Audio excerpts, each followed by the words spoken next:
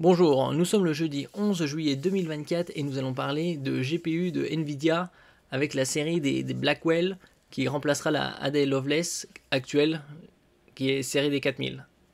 Et la RTX 5090 pourrait avoir, d'après les rumeurs, parce que pour l'instant on n'a pas trop d'informations à part des rumeurs, elle serait 70% plus performante que la 4090. Et elle sera commercialisée début de l'année prochaine puisque comme je l'ai dit, la RTX 5090 ainsi que les autres 80, 70 auraient de la VRAM GDDR7 nouvelle génération qui sera produit massivement début de l'année prochaine.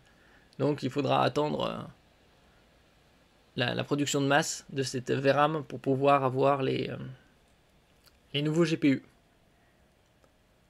N'oubliez pas de vous abonner pour plus de news sur le monde de la high-tech ainsi que les bons plans également sur mon Twitter. Les soldes d'été sont jusqu'au 23 juillet, il y a pas mal de bonnes affaires à réaliser.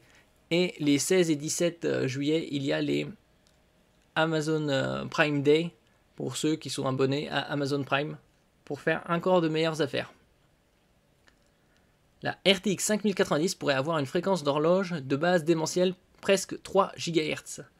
Donc elle aurait une fréquence de base de 2,9 GHz alors que sur la 4090 avec la fréquence boost, c'est limité à 2,5 GHz. Le prix des 4090 était annoncé en octobre 2022, donc ça fait presque 2 ans, à 1500 $, environ. Et dans le commerce, les 4090 sont vendus à plus de 2000 €. Quel sera le prix de la 5090 ? Ils vont probablement l'annoncer dans les 1600-1800 €. Et dans le commerce, elle sera dans les 2500 probablement. 2500-3000. Après, nous verrons. La fréquence d'horloge de la future RTX 5090 pourrait atteindre des sommets. Si la carte graphique devrait être plus compacte, cela ne l'empêchera visiblement pas d'obtenir des fréquences d'horloge toujours plus hautes, ce qui coïnciderait avec le changement de design de son PCB. Le GPU de la RTX 5090 atteindrait ainsi une fréquence de base s'approchant des 2,9 GHz. Quasi 3. Alors que la fréquence de la 4090 c'est qu'elle ne dépasse 2,5. Donc 20% de fréquence en plus. L'écart serait alors conséquent par rapport à sa prédécesseur. En effet, la fréquence de base de la RTX 4090 est limitée à 2,23 GHz et 2,52 GHz en mode boost. Naturellement, la cadence dépasserait largement les 3 GHz lorsque la RTX 4090 sera très sollicitée. Oui, avec une fonction boost. Après, on va pas non plus gagner un demi GHz, mais quelques dizaines, centaines de mégahertz en plus. Là, vous voyez la fréquence 2,23 face à 2,52, c'est presque 0,3 GHz de plus. Rappelons que le futur GPU, qui coiffera la gamme des cartes graphiques Blackwell, utilisera a priori un bus mémoire de 448 bits. Alors, certains, il y avait des rumeurs comme quoi ce serait du 512. Là, il parle de 448. Bien sûr, ça restera à vérifier. La présentation de cette carte sera vers octobre-novembre pour une commercialisation début 2025.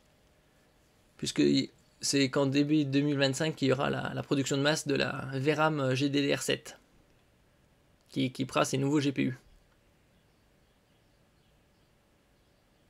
Les caractéristiques techniques de la génération du GPU Blackwell restent encore assez mystérieuses. Cependant, les informations arrivant au compte-gouttes depuis 1 an, nous avons déjà quelques détails techniques, toujours à prendre avec des pincettes bien sûr, car Nvidia n'a toujours rien confirmé.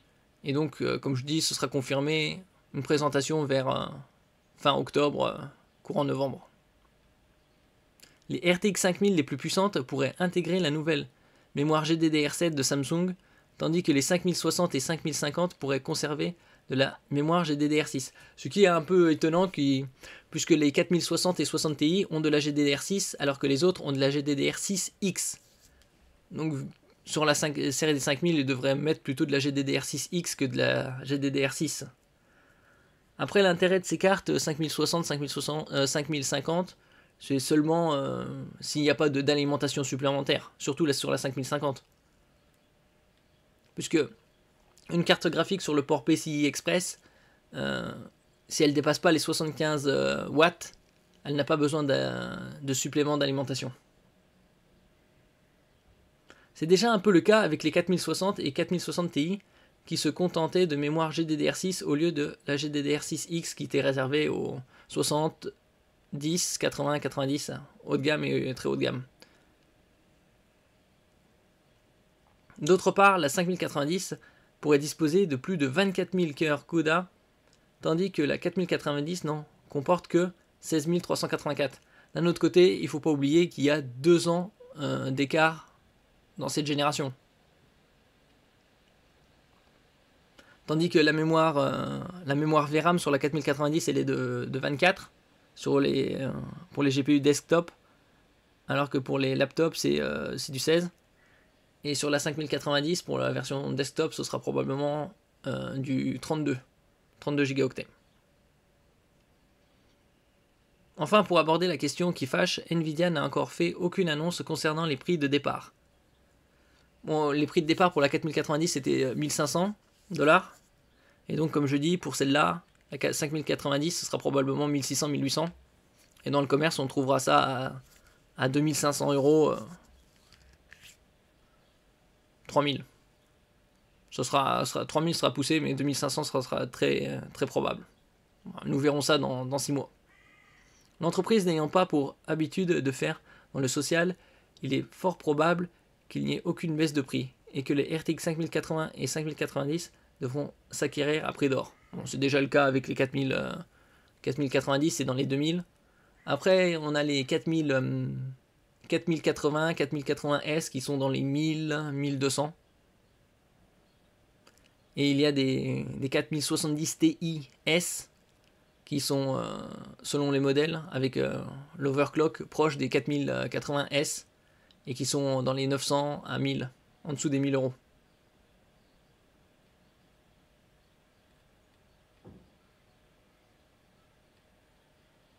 Merci pour votre écoute. N'oubliez pas de mettre un j'aime, un commentaire, de partager et de vous abonner à la chaîne. À la prochaine fois.